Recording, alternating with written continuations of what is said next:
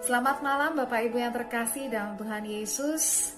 Kita kembali bertemu, berkumpul dalam pemuritan Trio Group hari ini.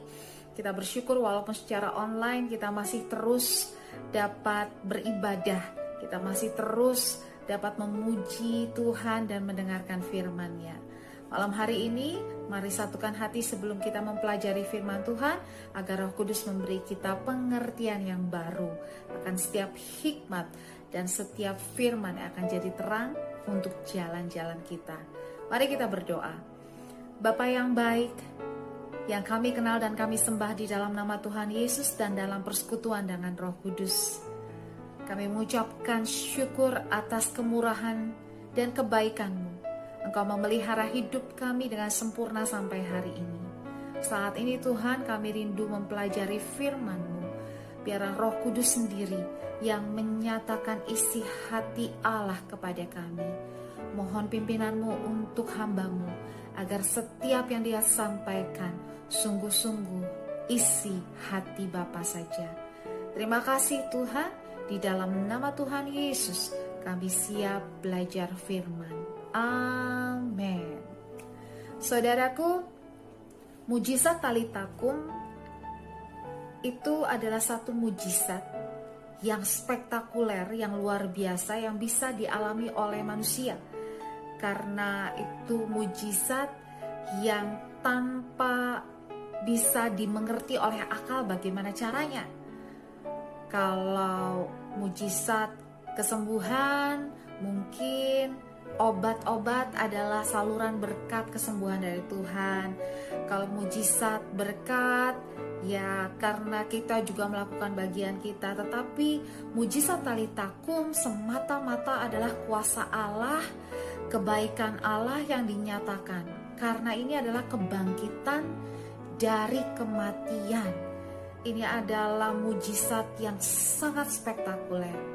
Tetapi saudara, tahukah bahwa mujizat yang sangat luar biasa ini yang dialami oleh Yairus, seorang pejabat bait Allah, itu datangnya dari keadaan yang paling gelap dalam hidupnya, yaitu ketika anaknya sedang sakit berat, bahkan sekarat.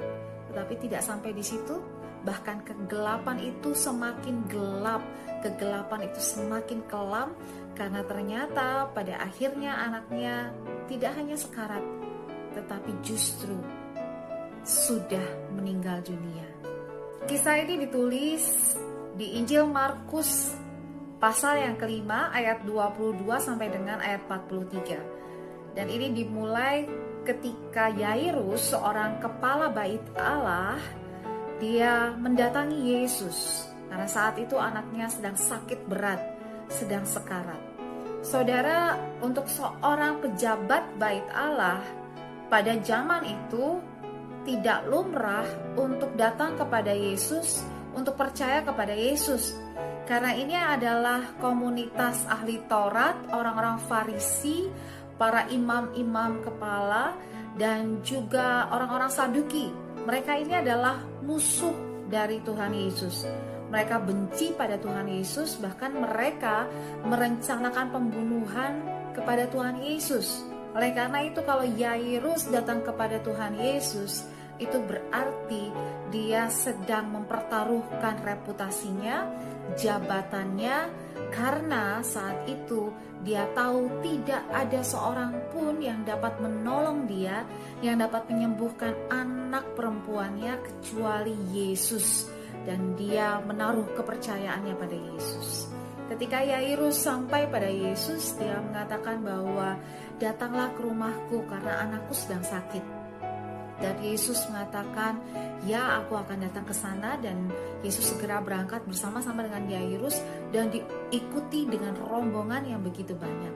Tetapi saudara, di tengah jalan, kalau saudara membaca, saudara akan temukan disinilah terjadinya mujizat kesembuhan bagi seorang perempuan yang sudah pendarahan 12 tahun. Dia menerobos di kerumunan, menggapai jubah Yesus, dan akhirnya dia memperoleh kesembuhannya saat itu juga. Tetapi masalahnya, mujizat itu membuat rombongan ini menjadi tertahan untuk pergi ke rumah Yairus, sedangkan anak Yairus ini sedang sekarat. Sangat perlu untuk cepat-cepat Yesus datang dan menyembuhkan dia. Tetapi karena ada mujizat kesembuhan dari perempuan ini, akhirnya mereka tertahan. Dan benar saudara, tidak berapa lama kemudian ada pesuruh dari rumah Yairus yang mendatangi rombongan ini dan berkata pada Yairus, "Saya mau mengabarkan bahwa anakmu sudah mati. Jadi engkau tidak usah menyusahkan guru lagi." Jadi guru Yesus tidak perlu ke sana karena memang sudah mati. Nah, pada saat itu saya bisa merasakan apa yang Yairus rasakan. Seperti peribahasa yang mengatakan sudah jatuh tertimpa tangga pula. Dia sudah mengalami kegelapan, kekelaman dalam hidupnya. Anak perempuan yang dia kasihi itu sekarat, tetapi sekarang malah bertambah-tambah lagi. Padahal saat itu dia sudah datang pada Yesus. Saudaraku, kadang-kadang yang kita inginkan adalah ketika kita punya satu masalah, datang pada Tuhan, Tuhan langsung menyelesaikan masalah itu saat itu juga. Tidak berlama-lama, tidak berlambat-lambat. Tetapi seringkali kita mengalami, kita datang pada Tuhan, berseru pada Tuhan, ternyata keadaan yang kita alami bukannya bertambah baik, tetapi malah bertambah buruk. Itu adalah ujian dari iman kita, ujian dari kepercayaan kita. Apakah kita masih terus mengandalkan Tuhan, atau kita berbalik dari Tuhan? Apakah kita masih terus percaya pada kemurahan dan kebaikan Tuhan, atau kita menjadi marah dan kecewa kepada Tuhan? Apakah kita terus hanya berseru-seru dan meminta kepada Tuhan, atau kita mencari pertolongan yang lain? Mari kita baca bersama-sama kisahnya di Markus 5 di ayat 35 dan 36. Saya akan bacakan. Ketika Yesus masih berbicara ini kepada perempuan yang sakit pendarahan 12 tahun, datanglah orang dari keluarga kepala rumah ibadat itu dan berkata, "Anakmu sudah mati. Apa perlunya lagi engkau menyusah-nyusahkan guru?" Tetapi Yesus tidak menghiraukan perkataan mereka dan berkata kepada kepala rumah ibadat, ini kepada Yairus, ini perkataan Yesus, "Jangan takut, percaya saja." Wow, saudara, saya percaya ketika berita bahwa anaknya mati, Yesus tahu apa yang ada di kepala Yairus, apa yang ada di hatinya, gejolak di dalam hatinya. Walaupun Yairus tidak berkata-kata sedikit pun, tetapi Yesus tahu apa yang Yairus alami, apa yang berkecamuk di dalam dirinya. Saudaraku, pelajaran rohaninya adalah kita harus tahu dan percaya bahwa ketika kita mengalami satu tantangan, satu masalah besar, ketika kegelapan sedang kita alami, ketika kekelaman sedang melanda hidup kita, apa yang ada dalam pikiran kita, apa yang ada dalam hati kita, apa yang menjadi tangis kita, seruan kita, apa yang menjadi keluhan kita, Tuhan Yesus tahu setiap hal yang ada di dalam diri kita. Dia mengenal kita jauh lebih dalam daripada siapapun, bahkan daripada diri kita sendiri.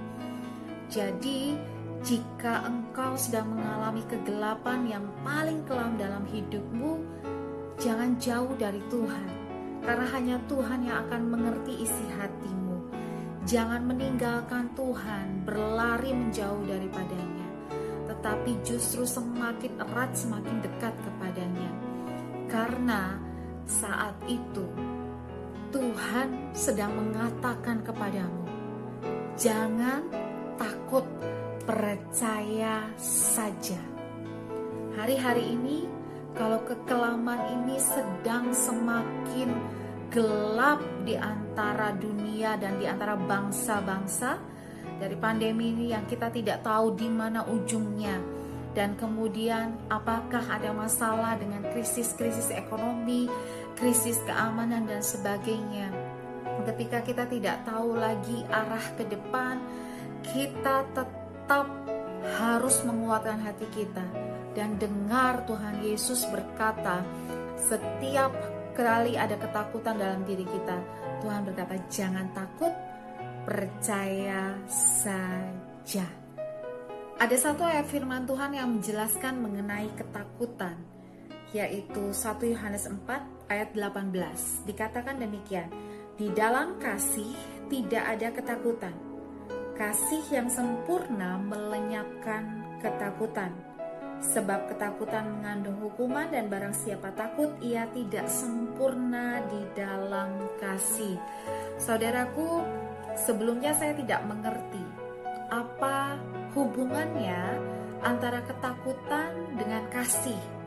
Karena ayat ini menjelaskan bahwa kalau ada ketakutan, maka kasih itu tidak sempurna di dalam diri kita. Tetapi ketika mendengar Tuhan Yesus berkata, jangan takut, percaya saja, saya jadi mengerti ayat firman Tuhan ini, bahwa ternyata ketika keadaan sulit, ketika keadaan semakin susah, ketika keadaan semakin gelap, dan ketakutan itu timbul dalam diri kita, berarti kasih yang adalah Allah, kita harus ingat bahwa Allah adalah kasih. Kasih itu tidak sempurna kita mengerti di dalam diri kita. Kasih Allah itu tidak secara sempurna kita terima di dalam diri kita.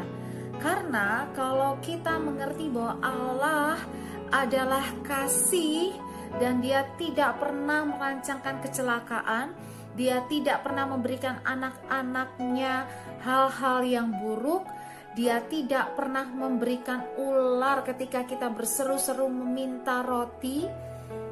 Kalau kita percaya dan kita mengerti bahwa Allah itu adalah kasih, dan dia semata-mata hanya bisa melakukan kasih kepada anak-anak yang mengasihi dia, maka ketakutan itu akan lenyap, ketakutan itu akan hilang. Kita akan berdiri teguh dan kita akan mengerti bahwa sekeliling kita boleh kacau balau, tetapi apa yang tertulis dalam Mazmur 91, walau 1000 rebah di sebelah kiriku, 10.000 di sebelah kananku, tetapi itu tidak akan menimpa aku. Karena apa? Karena kasih Allah ada di dalam hidup kita, karena kasih Allah itu sempurna. Dan kalau kita mengasihi Allah, ketakutan itu pun akan hilang, akan sirna.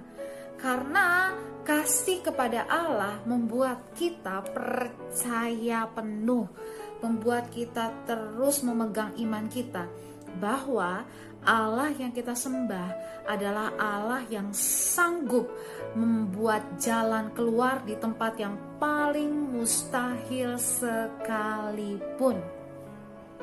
Jadi ketakutan dengan kasih itu memang terkoneksi. Kalau kita sempurna di dalam kasih Allah, sempurna di dalam kasih Bapa, kasih itu akan menguatkan iman percaya kita dan menyingkirkan ketakutan. Jadi saudaraku, kalau apa yang ada di depan mata kita sepertinya menakutkan, sangat mengkhawatirkan, sehingga ada ketakutan yang besar dalam diri kita, entah tentang kesehatan, entah tentang keuangan, entah tentang jalan keluar dari permasalahan, entah tentang pernikahan dan keluarga yang sedang ada masalah. Ketika ketakutan itu datang, kuatkan hatimu, percaya bahwa Allah yang Maha Kasih tidak akan membiarkan engkau jatuh sampai tergeletak. Dia pasti akan menopang, dia pasti akan menguatkan, dia pasti akan memberikan jalan keluar. Yang berikutnya saudaraku, ketika satu masalah menjadi lebih berat dari sebelumnya, ketika satu tantangan menjadi lebih besar dari sebelumnya, kita belajar dari kisah Yairus ini. Ternyata Tuhan ada maksud untuk mengizinkan masalah itu seolah-olah kelihatannya lebih berat. Karena apa? Karena ternyata mujizat yang terjadi kemudian jauh lebih dahsyat daripada mujizat yang seharusnya kita terima. Seharusnya yang Yairus alami adalah mujizat kesembuhan. Anaknya sembuh. Tetapi sekarang dia mengalami mujizat yang jauh lebih tidak masuk akal, yang jauh lebih spektakuler, yaitu mujizat anaknya bangkit dari kematian. Seringkali anak-anak Tuhan ingin mujizat yang besar, tetapi tidak mengerti bahwa masalah dan persoalan besar itu adalah kans kita, kesempatan kita untuk mengalami mujizat besar, untuk mengalami pertolongan besar, untuk menjadi tercengang-cengang dengan apa yang Tuhan lakukan untuk menolong kita. Jadi kita tahu bahwa tidak ada masalah, tidak ada kegelapan, tidak ada kesusahan, tidak ada kesulitan yang tidak mampu diatasi oleh Tuhan kita.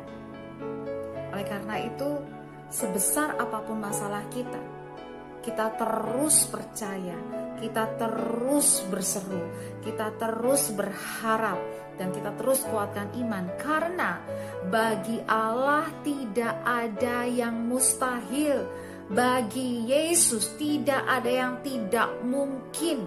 Bagi Dia, masalah sebesar apapun yang kita alami, kegelapan sekelam apapun yang kita lihat di dunia saat ini, itu adalah masalah kecil. Yang Tuhan mau hanya hati yang tetap percaya dan berkata, "Aku tidak takut bahaya, sekalipun aku lewat lembah kekelaman, gadamu dan tongkatmu itu yang menghibur aku." Dan kita terus pegang perkataan Tuhan, percaya saja. Jadi saudaraku, kalau hari-hari sepertinya semakin berat, kalau keadaan dunia sepertinya semakin kelam, saudara harus semakin mendekat kepada Dia, terang yang nyalanya menerangi kehidupan kita, sehingga terang itu membuat kehidupan kita tidak dikuasai oleh kegelapan di sekeliling kita. Setiap minggu Advent, kita menyalakan lilin demi lilin. Dan lilin ini menyatakan terang Tuhan yang mengusir kegelapan sepekat apapun gelap yang ada. Kiranya di minggu Advent ini kita belajar dari kehidupan Yairus. Walaupun kegelapan yang kita alami sepertinya semakin kelam dan semakin gelap, semakin berat, ada terang abadi yang tidak pernah bisa dikuasai oleh gelap, yaitu terang firman, Sang Firman yang hidup, Yesus Kristus Tuhan. Kita hanya terus perlu fokus kepada terang itu, lihat kepada terang itu. Kita terus pegang dan percaya kasih Allah adalah kasih yang sempurna atas hidup saudara dan saya. Dan kita bisa percaya kasih-Nya cukup untuk membuat kita berdiri teguh, dan kita percaya Tuhan pasti akan memberikan jalan keluar.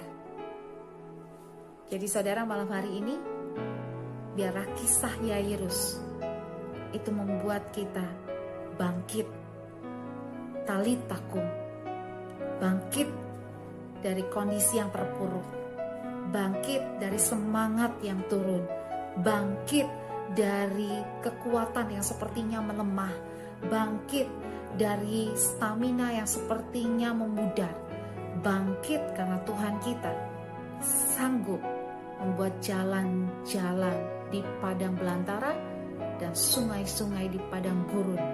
sanggup melakukan hal yang paling mustahil sekalipun. Itu adalah bagian Dia, bagian kita. Jangan takut, percaya saja. Mari kita akhiri pemberitaan malam hari ini. Kita satukan hati, kita berdoa. Bapa, kami bersyukur kekuatan yang baru Tuhan berikan kepada kami. Kami percaya kasih-Mu cukup bagi kami. Engkau Allah yang selalu memberi yang terbaik bagi anak-anak-Mu. Engkau tidak pernah memberikan hal yang buruk. Kami percaya pada kasih-Mu. Oleh karena itu, kami tidak lagi takut akan apapun juga. Walaupun kegelapan sepertinya sangat kelam, tapi kami punya terang abadi, terang yang tidak akan pernah pudar, yang tidak akan pernah meninggalkan kami, dan terang itu yang akan terus menuntun kami langkah demi langkah. Terima kasih Tuhan, kiranya firman-Mu ini menjadi kekuatan bagi setiap kami yang mendengarkan.